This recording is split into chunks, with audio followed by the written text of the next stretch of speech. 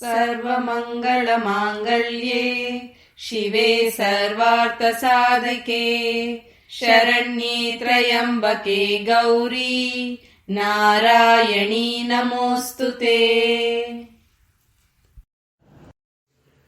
పిల్లలు, మొన్ననే నవరాత్రి పండుగ భక్తి శ్రద్ధలతో ఆచరించాము కదా. మీకు నవరాత్రి ఎందుకు ఆచరిస్తామో తెలుసా? నవ అంటే 9.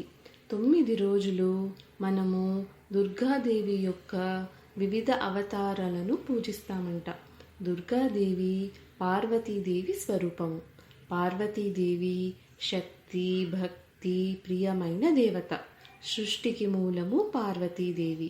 అలాంటి దేవి శ్లోకం ఇవాళ మనము తెలుసుకుందామా?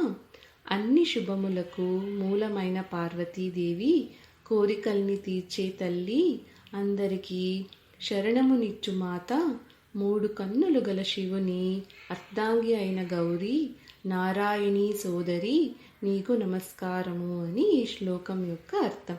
మరి అర్థమైందా పిల్లలు? మళ్ళీ ఇంకో శ్లోకంతో కలుసుకుందామా?